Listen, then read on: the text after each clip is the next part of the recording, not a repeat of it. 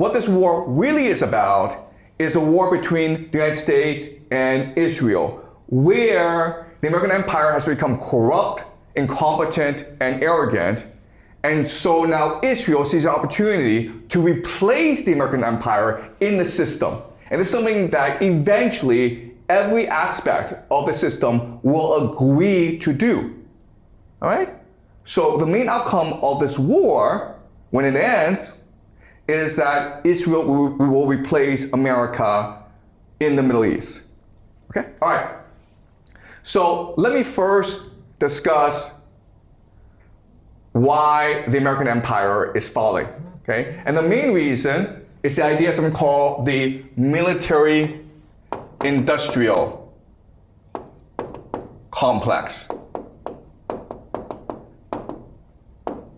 So,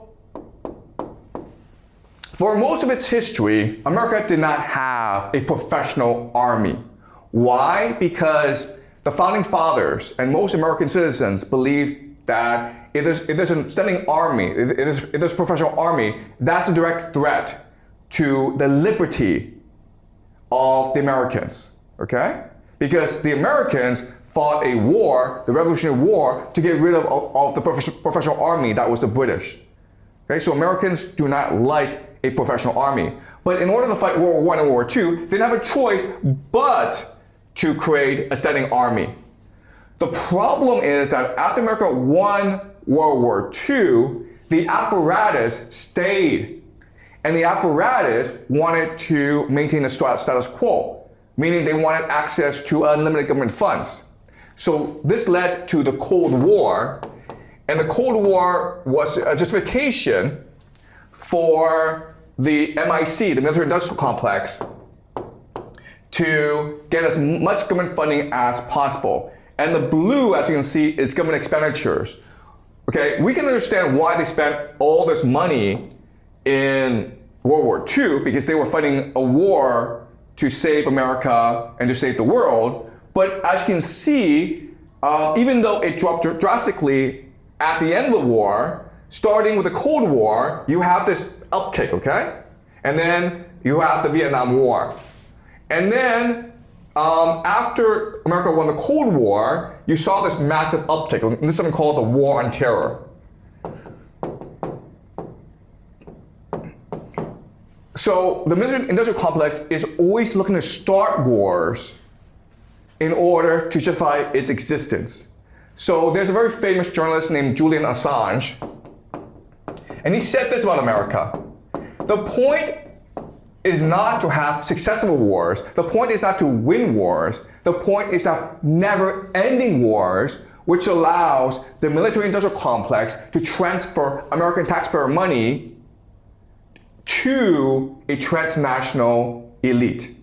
Okay? It's basically, the point of wars is for the military-industrial complex to steal as much money as possible from America. Okay? America spends a lot of money in its military. Okay? America accounts for 41% of all global military spending. Who's next? China. China spends 8.2%. Russia, which is America's main military enemy, only spends 4.1%. Okay? Meaning that Russia spends 1/10 the amount of money that America spends. And you think that, okay, well, all this means is that America is invincible. But what people don't recognize is the level of corruption within the American military. The American military is probably the most corrupt institution in the world, by far. No one even comes close, okay? September 10th, 2001, Donald Rumsfeld, who's the Secretary of Defense for the Americans, he's head of the Pentagon, and this is a day before September 11th, the 9/11 attacks. He said that, he had a press conference and he said that, look, we've looked at the Pentagon books, okay? We're trying to do an accounting of the Pentagon military spending, and we can't find $2 trillion. There's $2 trillion missing from the budget. It went somewhere, we don't know where, but it went somewhere, okay? All right. So this is so where does the money go? It goes to private contractors. Okay, these are all private companies that make a lot of money off the government. Okay, so listen at the Boeing company. They had in 1 year $20 billion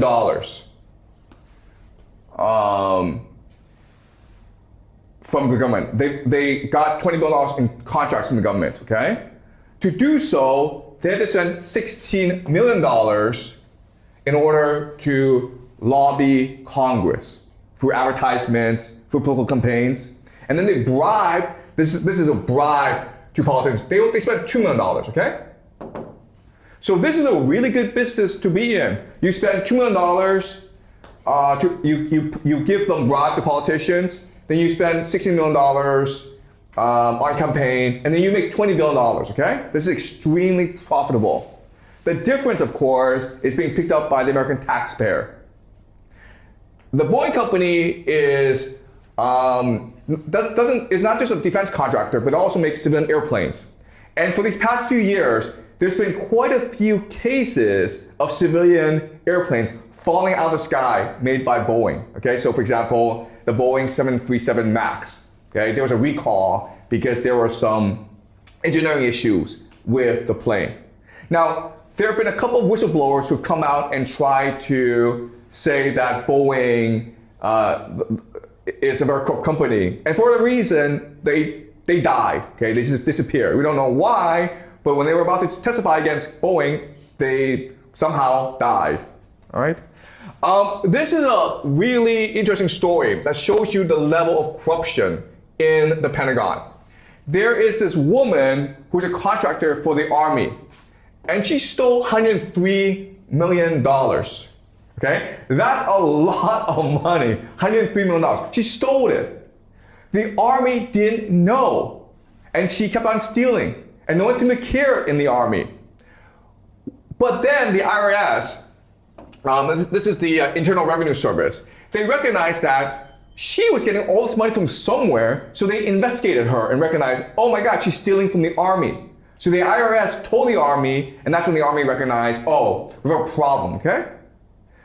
The fact that the Army didn't notice that she was stealing $103 million tells you, actually, theft in the military is probably a very common thing, all right? So ultimately, what this means is that this corruption in the Pentagon is not really sustainable, okay? So let me discuss why this is a problem for America in Iran, okay? So right now America is facing three major issues with this war in Iran. The first major issue is the lack of political will, meaning that this war is very unpopular in America. Only 40% of the population currently support this war, and as things go on and on, support will probably decrease, okay? You need political will because you need Americans to pay for this war. Trump has asked for $200 billion to fund this war, and also it's possible that Trump will call it the national draft, which I believe will happen, okay? So if Americans don't want to support this war, it's very hard to get them to pay for this war and to go fight this war. Second problem is lack of manufacturing capacity. So in other words, what this means is that if you lose planes, if you use too many bombs, you cannot replenish it because you don't have the factories to produce these planes and bombs quickly enough, okay? And so if this war drags on too long, then America will just run out of bombs. Now, and the third problem for America is unwillingness to sustain casualties. Okay? And what this means is that the American military is afraid of reporting deaths, casualties. which is weird because in a war, soldiers die. That's just the reality of war. But the Pentagon is afraid of reporting too many deaths because of the fair political backlash. Okay? So these are three major problems for the American military in Iran. These are the three major constraints. All right? So the Americans can't actually resolve these issues. America will probably lose this war, in which case this gives an opportunity for Israel to prove to the world that it should be the empire, okay? And it proves it can be the empire by showing that it does have the political will, it doesn't have the manufacturing capacity, but that's Mossad, okay? And it is much more strategic. The last thing is that it is resilient, meaning that it is willing to accept casualties, okay? So basically, the idea here is the global elite, they need an empire to provide the muscle, but the empire must prove that it can serve the needs of the global elite, okay? And so an empire must prove three things. First of all, it must prove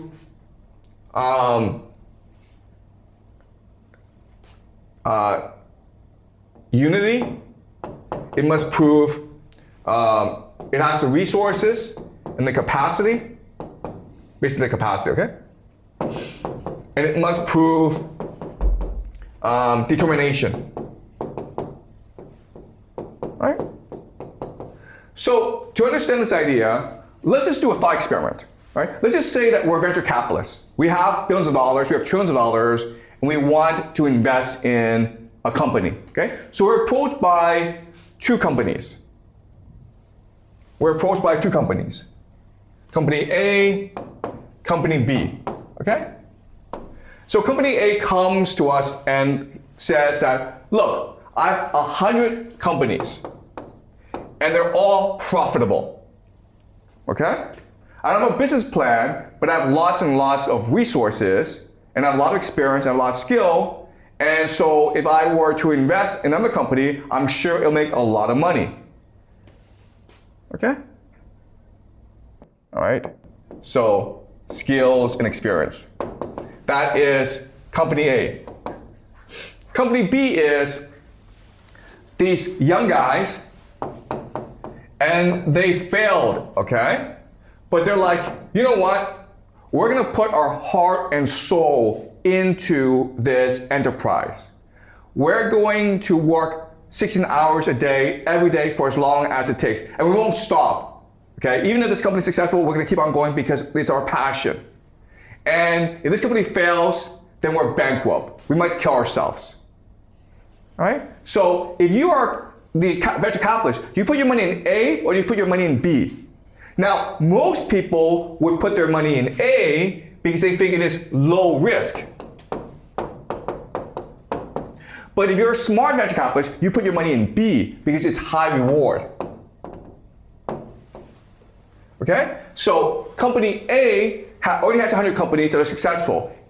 People in the company don't really care if this new enterprise is successful or not. Who cares, right? I can afford to lose. In which case, it's more likely that Company A steals your money than actually invests it properly. Whereas Company B is going to be the opposite, where this is their last chance. If they take your money, they're going to make sure that they grow it. Because if they don't grow it, then they themselves die. Okay? So you need these things. You need unity, capacity, and determination. Do you understand? And so what Israel is doing really, especially auditioning to the world, we are ready to replace America. We are ready to be the new empire. Okay? All right. So let's look at what's happening. America has this MIC. And so the MIC, military industrial complex, what they're good at doing is producing very expensive weapon systems.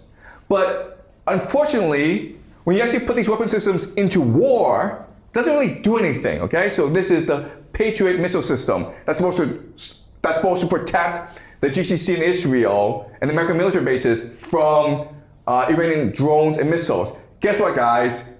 doesn't really work, okay? In fact, as you can see from the video, the Iranians can basically fly drones anywhere in the Middle East, and the Americans can't really stop them. All right, so this is billions of dollars, doesn't really do anything.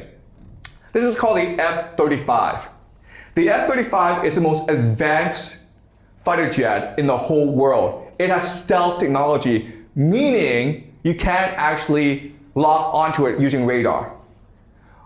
This cost $100 million each. It took 26 years to develop. So you would think, wow, it took 26 years, so this must be really, really good. No, it took 26 years because the MIC is really corrupt and they want to steal as much money as possible. Okay? And in this war, the Iranians have already shot down at least one of these jets.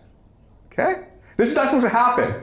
You're not supposed to be able to shoot these things down, but Iranians have shot it down using very low radar. Again, these things, they're not designed to win wars. They're designed to steal as much money as possible from the American taxpayer. Okay?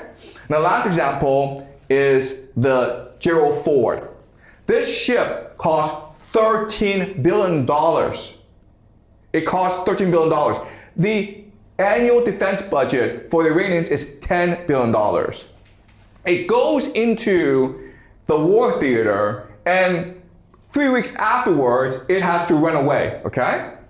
And in fact, the Americans say, oh, the Gerald Ford, this is the most advanced supercarrier in the world. It's probably going to be down for repairs for the next 2 years. And there's argument as to what happened, okay? There are three different possibilities.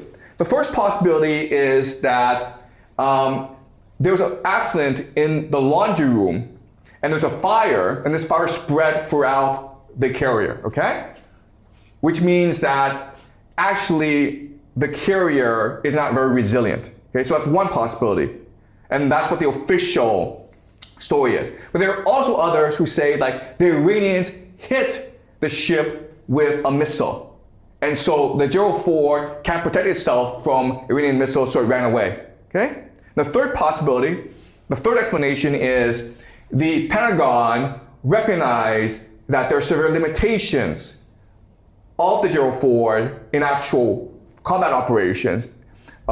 Its radar, its guidance system are all very limited. So the Pentagon withdrew the Gerald Ford because it was absolutely useless in war. Right? Whichever story is true, it doesn't paint a good picture of the American military. $13 billion. And this does nothing. Okay? It's just a white elephant. The Iranians are the, and also, this is Iwo Jima. And this came in World War II in the Pacific Theater when the Americans were fighting the Japanese. And this is the height of American military glory, okay? It took about 6,000, the Americans lost 6,000 Marines in taking this island. And that's the sacrifice you need in order to win wars. You're gonna lose a lot of soldiers. And Americans are proud that they were willing to make the sacrifice necessary to win the war. The problem is Americans are no longer willing to sustain casualties, okay? So the Americans sent about 5,000, around 5,000 Marines to Iran, hoping that 5,000 Marines will be enough to win this war, okay? But it just shows you the Americans have no strategy to win this war, and they don't want to make the necessary sacrifices to win this war.